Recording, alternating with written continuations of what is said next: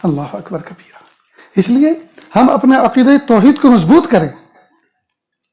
اس لیے عاجز کہا کرتا ہے کہ جب میری اور آپ کی پیدائش ہوئی تھی تو پیدا ہوتے کے ساتھ ہی ہمارے دائیں بائیں کان میں کسی نے کچھ کہہ دیا تھا. یاد ہے کیا کہا تھا؟ اذان اور تکبیر کہی تھی نا. اور اذان اور تکبیر دونوں کے الفاظ بالکل سملر ہیں, صرف قد قامت الصلاۃ میں فرق ہے تکبیر میں. اور اذان میں اگر فجر کے وقت بچہ پیدا ہوا ہے تو فجر کی اذان اس کے کان میں کہی جائے زیادہ بہتر ہے. بس یہ دو لفظوں کا فرق ہے, باقی بالکل سیم ہے. اللہ اکبر اللہ اکبر, اللہ سب سے بڑا ہے, اللہ سب سے بڑا ہے. اللہ پاک نے دنیا میں آتے کے ساتھ ہی یہ کلمات کیوں کہلوائے؟ اب سمجھنے کی بات ہے کہ بچہ پیدا ہوا, آنکھیں بند ہیں, مٹھی اس کی بھیچی ہوئی ہے اور وہ رو رہا ہے. اس کے کان میں کوئی مؤذن, کوئی اذان دینے والا بزرگ کہہ رہا ہے اللہ اکبر اللہ اکبر اللہ اکبر اللہ اکبر اشہد ان لا الہ الا اللہ اشہد ان لا الہ الا اللہ. یہ لاجک سمجھ میں نہیں آتی.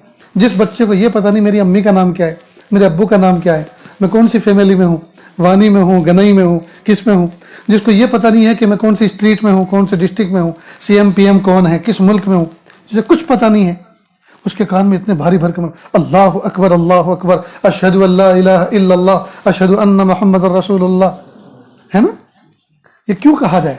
تاکہ یہ بچہ ابھی ابھی دنیا میں آیا ہے, گویا اللہ فرما رہے ہیں میرے بندے تو ماں کی تنگ و تاریک رحم سے دنیا میں آیا ہے, اور یہاں ذرا آنکھیں تو کھول, یہاں آنکھیں کھول کے تو دیکھ, یہاں تجھے بڑی بڑی چیزیں نظر آئیں گی. آسمان کی رفعت, زمین کی وسعت, پہاڑوں کی صلابت, سورج کی چمک اور دمک, ستاروں کا ٹمٹمانا, اور تمہارے آنگن میں بندھا ہوا گھوڑا اور اونٹ اور ہاتھی, اور یہ سب یہ بڑے بڑے نظر آئیں گے جی. لیکن میرے بندے تو چھوٹا سا پیارا منا ہے, ابھی گھبرانا مت, یہ بڑا نہیں ہے. اللہ اکبر اللہ بڑا ہے. پھر جب تو بڑا ہوگا تو تجھے بہت سے کتے بھونکیں گے, وہ 2 پیر والے بھی ہو سکتے ہیں اور 4 پیر والے بھی ہو سکتے ہیں. گھبرانا مت, اللہ اکبر اللہ سب سے بڑا ہے. پھر تو اور سمجھدار ہوگا اور بڑا ہوگا. محلے میں تجھے ہو سکتا ہے کوئی ستائے, پریشان کرے جی, تو اسکول میں جائے گا وہاں کوئی پریشان کرے, اور تو کہیں سروس اور جاب پہ لگے گا وہاں کوئی کمیونٹی تجھے پریشان کرے, اور وہاں نہ جانے حکومت کے فرمان لینے والے وہ تمہیں کوئی دکھ کریں اور پریشان کریں اور تمہاری روزی روٹی کو تنگ کرنے کی کوشش کریں. گھبرانا مت, اللہ اکبر اللہ سب سے بڑا ہے. اور ہاں, جب تو بزنس کرے گا تو نوٹوں کی گڈیاں گنے گا, وہ سامنے ہوں گی, لیکن یاد رکھنا ہم اذان دن میں 5 مرتبہ ریمائنڈر تمہیں دیں گے, فجر میں, ظہر میں, عصر میں, مغرب میں اور عشاء میں. جب تم کوئی کام کر رہے ہوں گے سب کام چھوڑ دینا اور ذرا ہمارے ریمائنڈر کو سننا, ہم تمہیں کیا پیغام دے رہے ہیں کہ یہ نوٹ بڑے نہیں ہیں. اللہ اکبر اللہ سب سے بڑا ہے. شٹر ڈاؤن کرو, نوٹ کو گننا بند کرو, سنو اس پیغام کو اور عملی جواب دو, اور لاکر میں جی تالا ڈال کے اللہ کے گھر کی طرف روانہ ہو جاؤ. تم کھیت جوت رہے ہوں گے اور ٹریکٹر اور جو جوتی جانے والی زمین ہے وہ تمہیں بڑی نظر آ رہی ہوگی, وہ بڑی نہیں ہے. اللہ اکبر تمہیں دھمکی دینے والا تمہارا دشمن وہ بڑا نہیں ہے. اللہ اکبر اللہ سب سے بڑا ہے. تو میرے اور آپ کی پیدائش تو اللہ پاک نے ایسے ماحول میں کی ہے, اور ایسی ماؤں کی گود میں اور چھاتی سے دودھ پلایا ہے جو بچپن سے کلمہ پڑھتی تھی.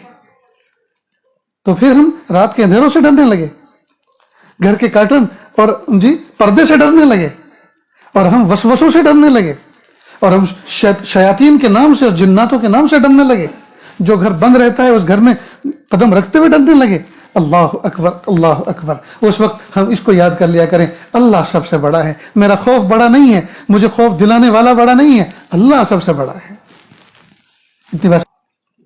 صحابہ کرام کی بہادری کے واقعات جو ہیں اس کی بنیادی وجہ یہ ہے کہ وہ اللہ کے سوا کسی سے ڈرتے ورتے نہیں تھے.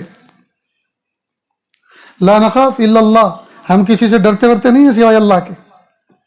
لا نسجد الا اللہ, ہم اللہ کے سوا کسی کے سامنے سجدہ نہیں کرتے.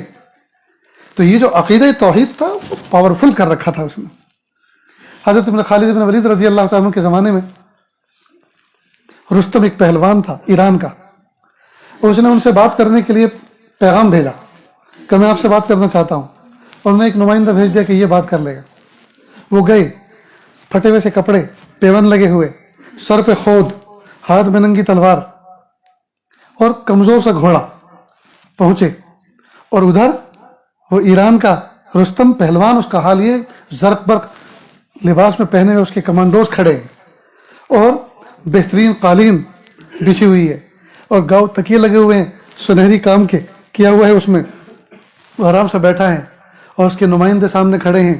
جیسے وہ گھوڑے پر آئے کارپیٹ کو روندتے ہوئے چلے تو انہوں نے روکا، پلیز دربار کے کچھ پروٹوکول ہے، گھوڑا ادھر باندھ دو، تلوار کو میان میں کر لو اور پھر آئیے.